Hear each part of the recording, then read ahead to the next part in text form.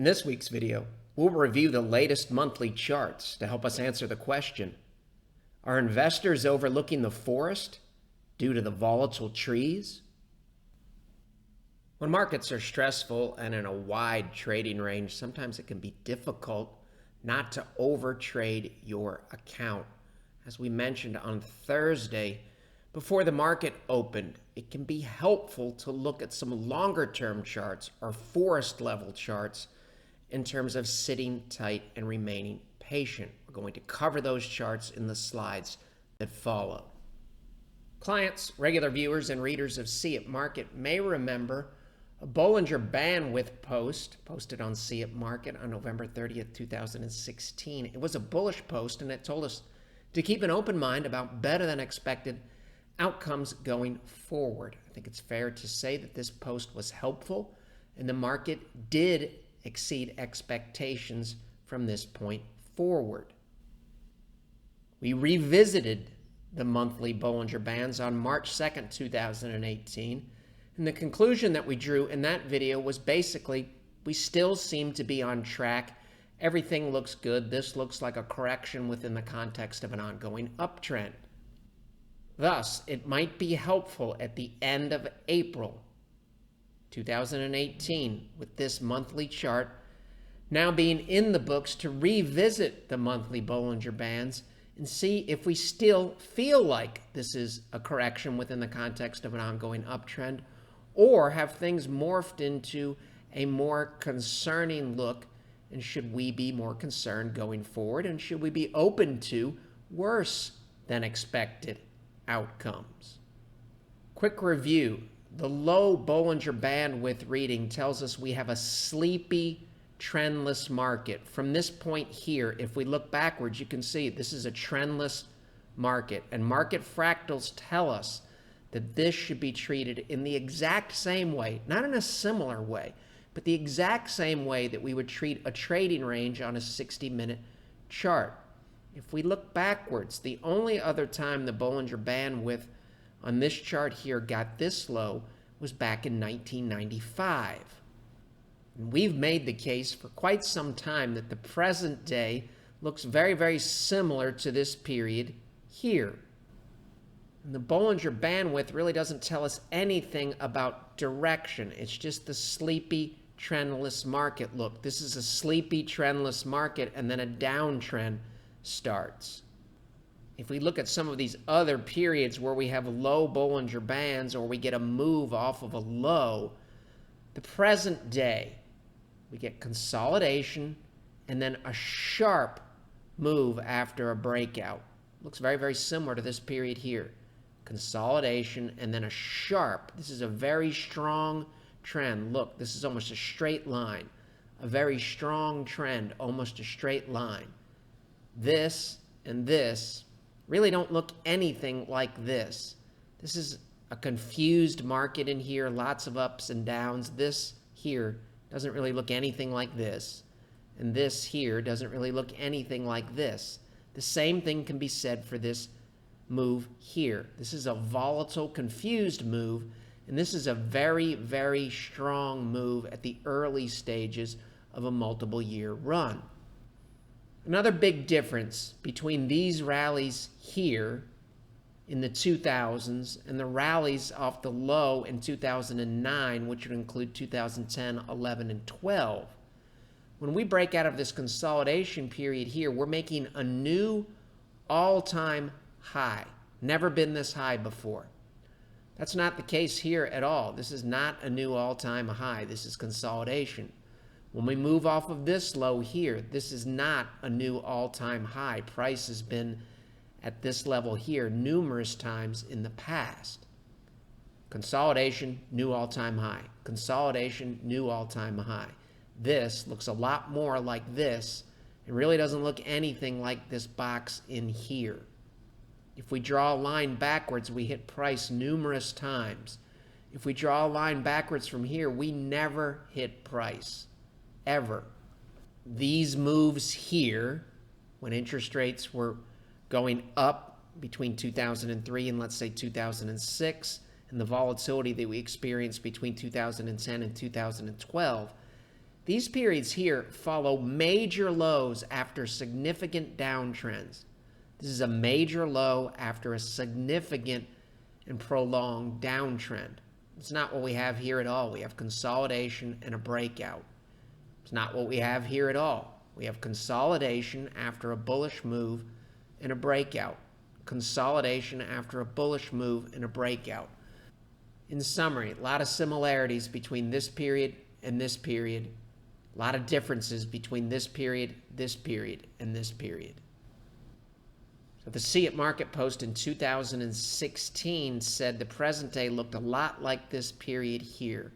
We're experiencing volatility in 2018. A fair question would be, are we still on track over here, or are we morphing into something like this that looks like that we're at the end of the run and a new long-term downtrend could be starting? So to help answer that question, let's zoom in on this period here, and let's zoom in on this period here, and then we can compare this period and this period to the present day and see what we can learn. S&P 500, 1993 to 2000. Easier markets are followed by harder markets. Harder markets are followed by easier markets. We get a long-term period of consolidation. Then we get our price surge here, where price on a monthly basis closes above the upper Bollinger Band here. And this is when we have the low Bollinger Band with reading. Then price is hugging the upper Bollinger Band. Here we get a close above, a monthly close above the Bollinger Band and a close above the Bollinger Band. Also notice on the pullbacks, we stay well above the Bollinger Band center line. There's a lot of white space between the pullback and this band here.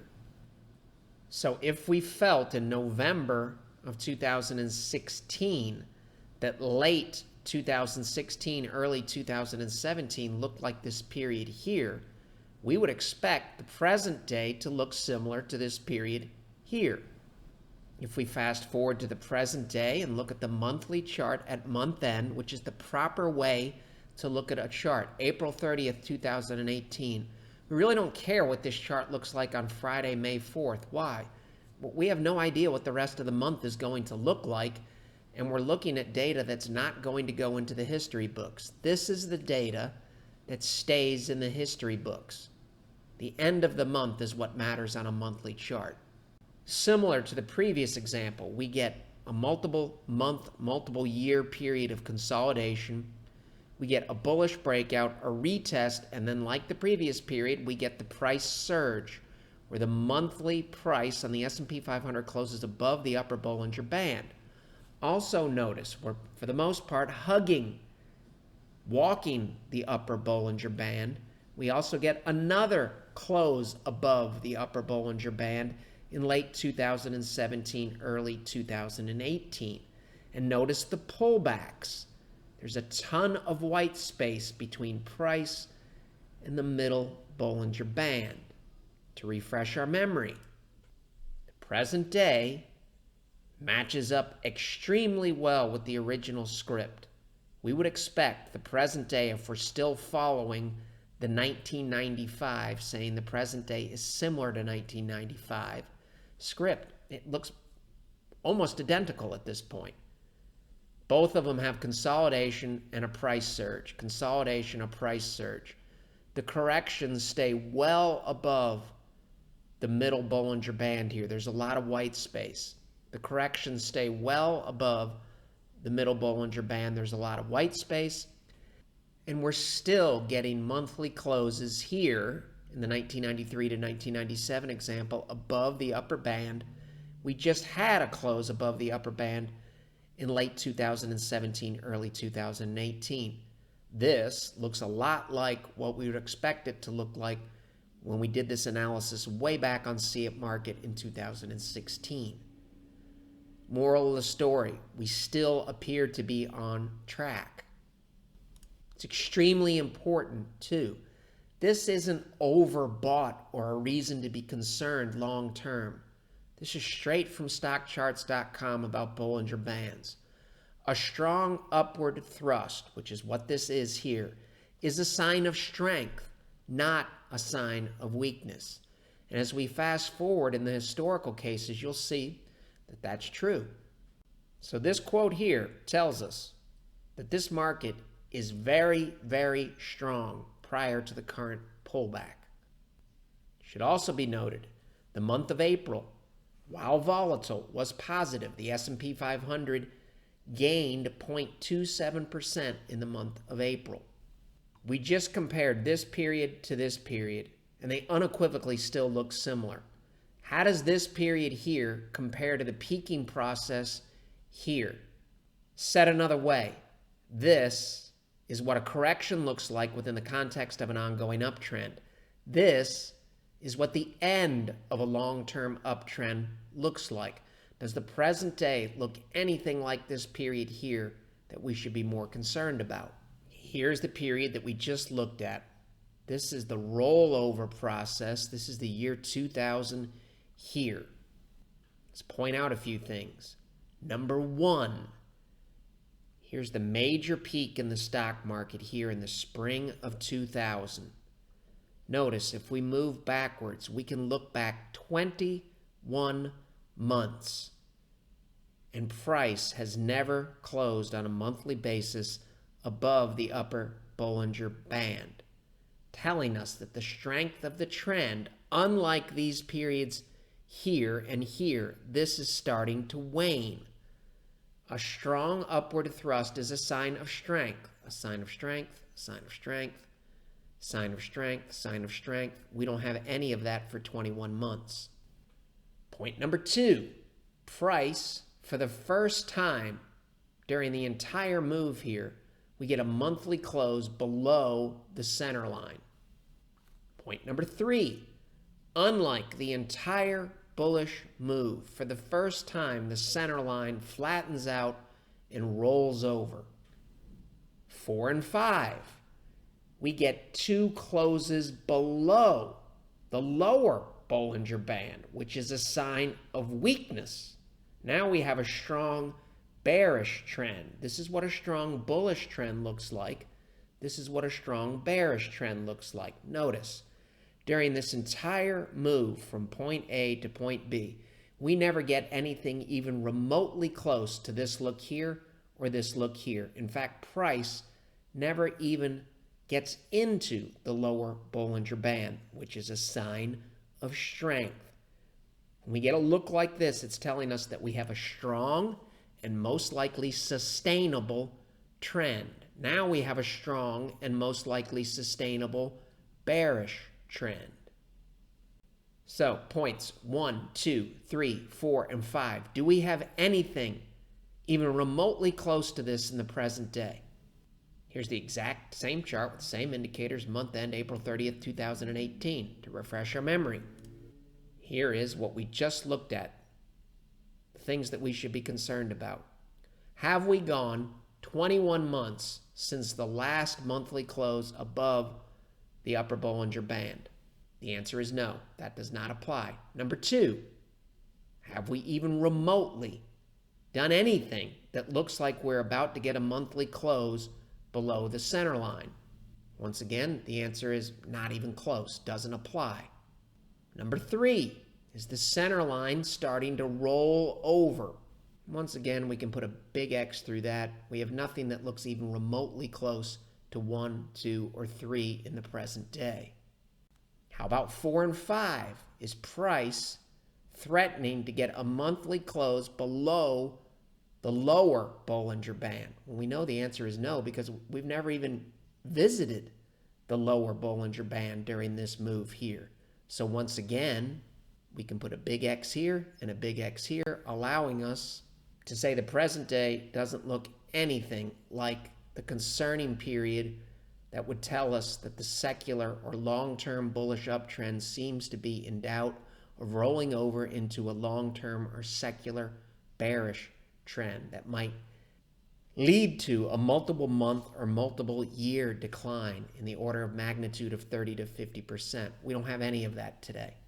Instead, we seem to be right on script with the original thesis that we could be at the early stages of a multiple-year secular move.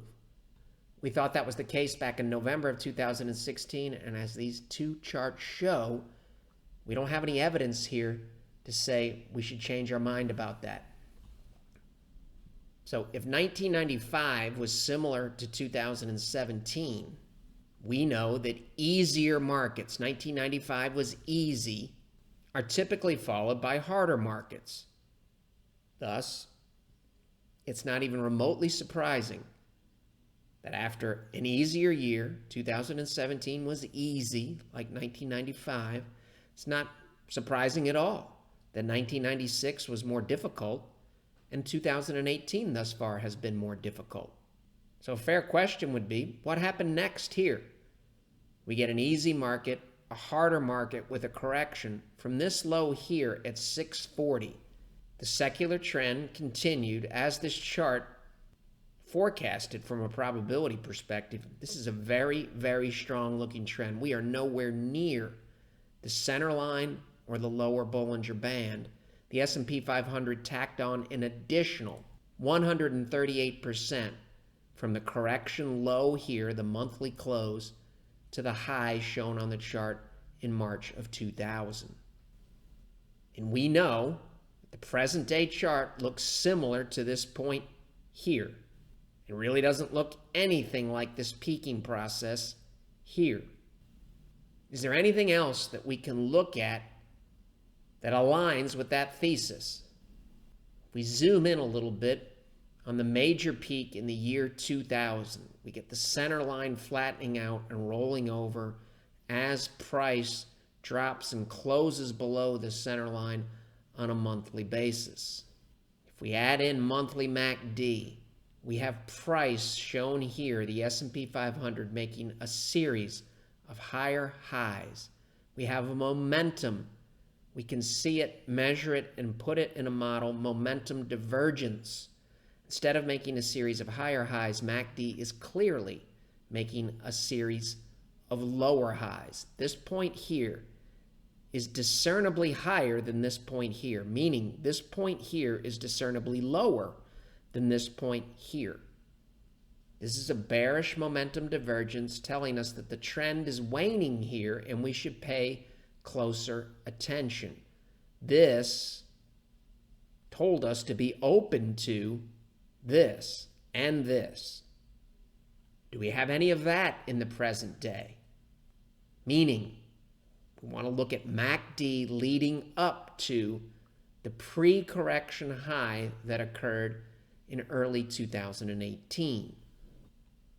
The answer to that question is we don't have any divergences at all. This is the S&P 500 on April 30th. If we draw a line from price to the peak, that's what we care about, the peak. The S&P 500 made a higher high. Monthly MACD made a higher high. Should also be noted, we just had in 2016, we went from a bearish monthly MACD look to a bullish look. And as of the close on April 30th, 2018, we kept that look. We have not lost the bullish MACD look. And from past videos, we know it's very dangerous to extrapolate and assume that we're going to lose it. It should also be noted, if we lose it intra-month, in the month of May, that doesn't tell us anything.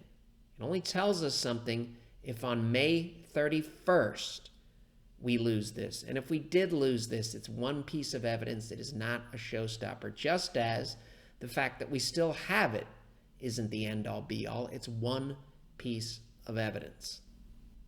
So case A is what we think we have today. This point here, this correction here, this low is similar to this point here. After that, really good things happened. Case B is quite a bit different.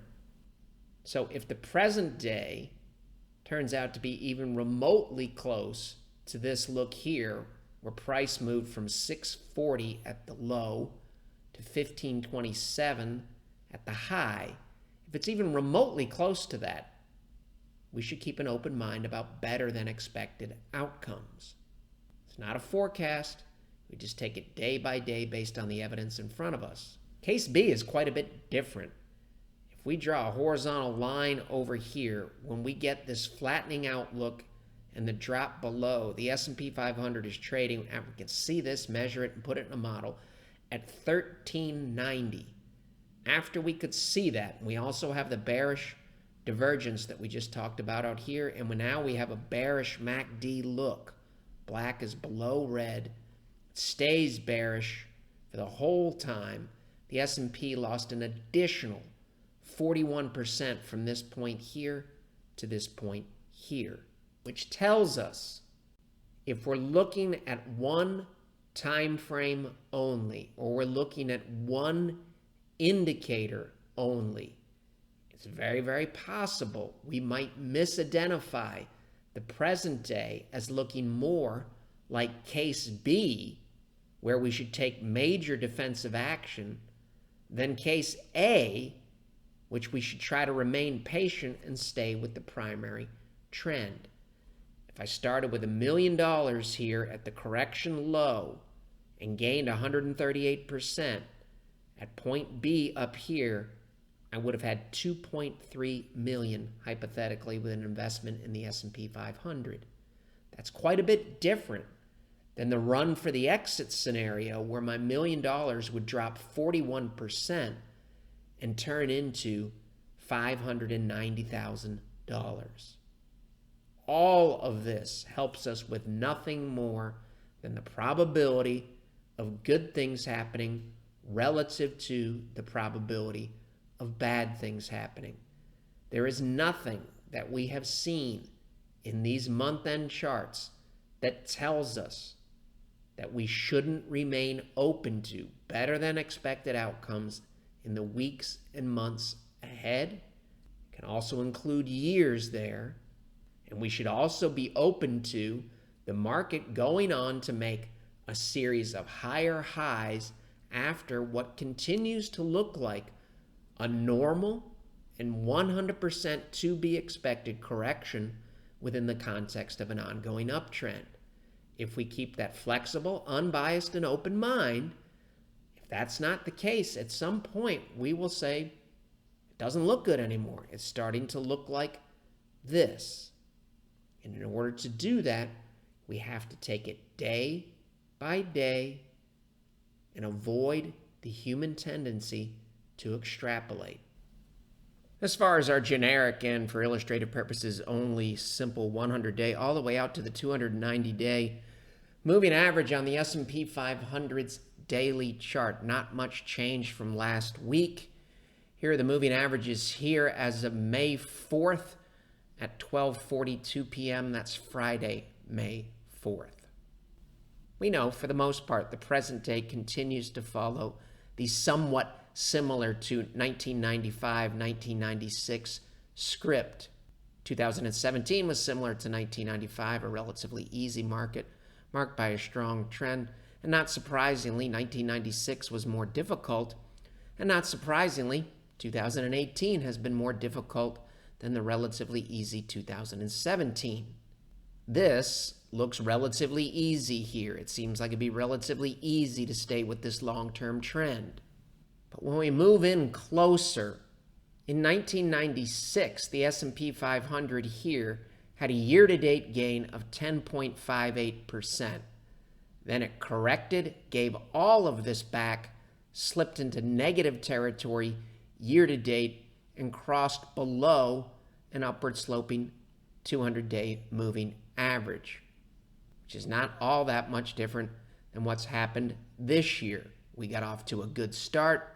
We gave it all back. We went negative year-to-date, and we've had several brushes with an upward-sloping 200-day moving average.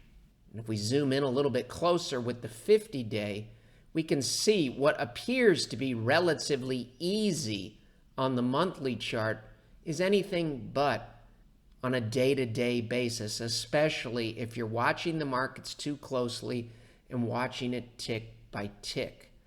The point of covering 1996 in previous videos, this chart here was posted on Short Takes earlier in the year, to try to help us understand that the volatility that we're experiencing in the present day thus far appears to be relatively normal within the context of an ongoing uptrend.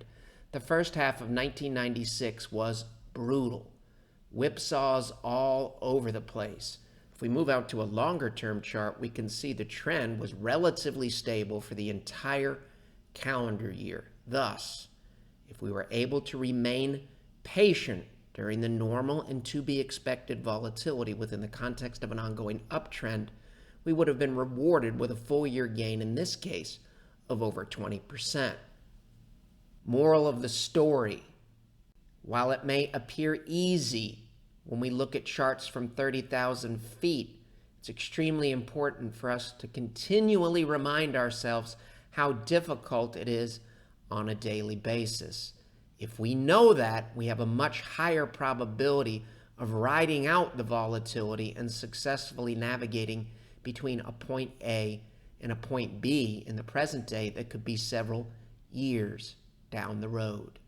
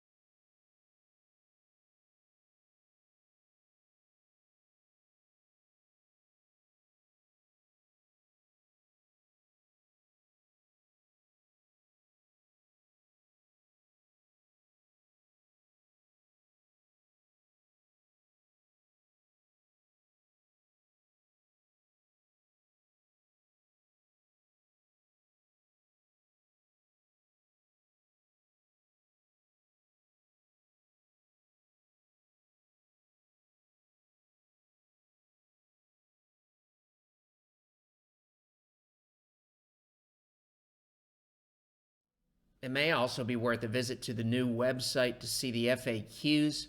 We've got new and expanded FAQs covering traditional investing, low-cost passive investing, and the online/robo strategies that are currently in vogue.